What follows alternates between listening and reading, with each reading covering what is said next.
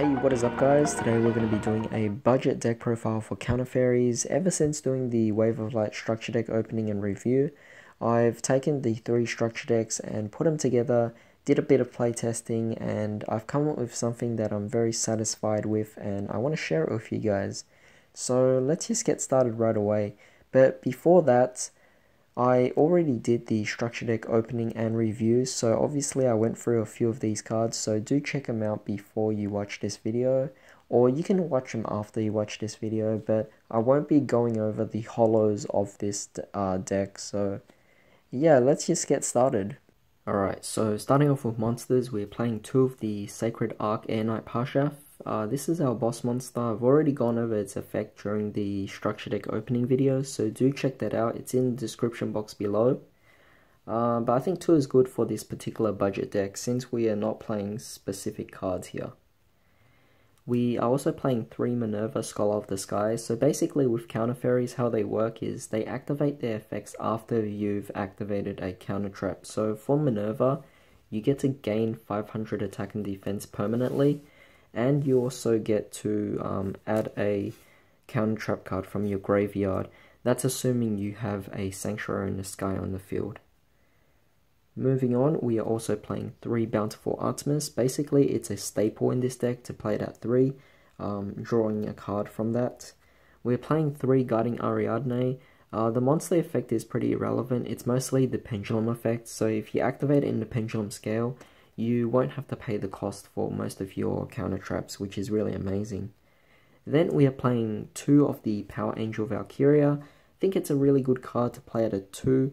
Don't think we need to play it at 3, simply because it adds all these fairies. We are playing Ties of the Brethren, so there's no need to play 2 of her, because we're already going to special summon out most of them off Ties. So 2 of that, and then we're also playing 2 Meltiel. Now, some people have been playing 1 of these. The thing is, you can build the deck any way you want, it's up to you. But I figured that it actually works at 2, simply because gaining life points is pretty crucial at times. Alright, so moving on, we are playing 1 Harvest Angel of Wisdom. We're also playing 1 Layard. So Harvest, when destroyed by battle, you can add counter traps from your graveyard again. Layard, when you can pretty much add back banished cards from your banished zone, which is good because obviously to special summon this you need a banish fairy, so a good way to recycle it with that. And to end things off with monsters, we are playing 2 Honest. I think Honest is a really amazing card, simply because if you bring it out with Ties of the Brethren, you can use its effect to bounce it back to your hand, and you don't know how many times, but Honest has saved me so many games already. Alright, so now let's move on to spells. So the funny thing is, with the structure deck, we only got 6 spells in total, which is pretty less actually. We got a lot of traps because obviously it's a counter trap deck.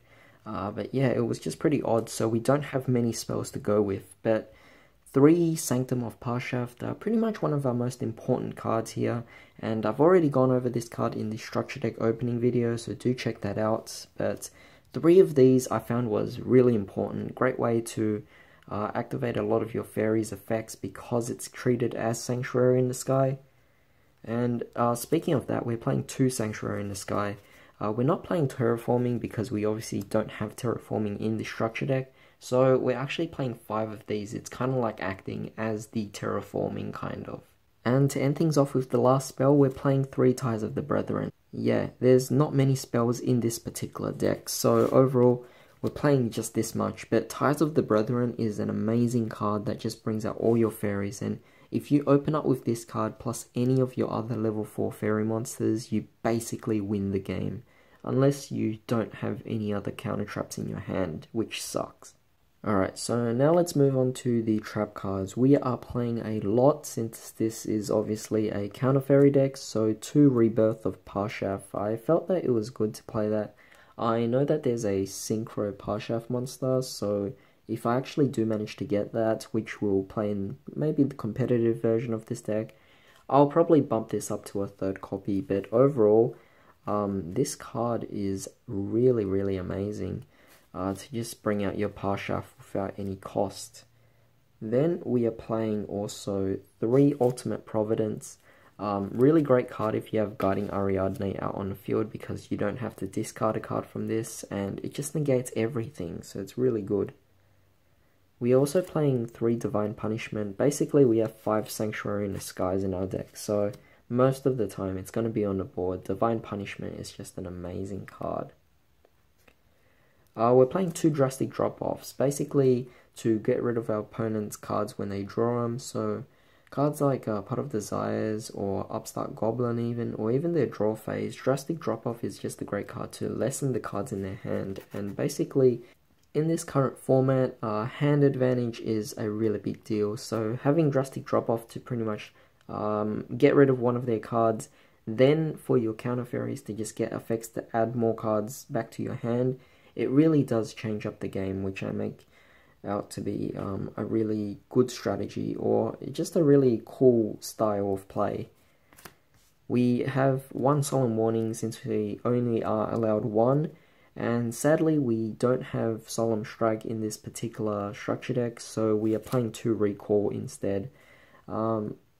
It's not as great of a card, but unfortunately it's all we got really, and I feel like it's still worth it to go for it.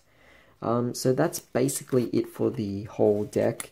It's meant to be a budget build, so obviously there are no other cards. Everything here is from the structure deck, so if you guys just want to try this out, then definitely do.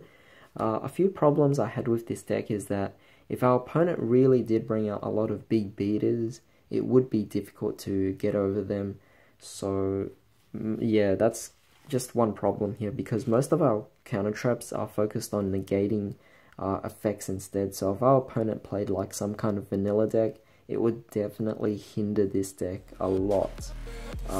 That is why we are playing 2 Honest. Good thing that this deck actually has the ability to recycle a lot of cards as well. But that's basically it for this deck profile. I'll be making another alternate budget version of this deck, so do stay tuned for that. But in the meantime, hope you guys have a great day. I'll see you next time.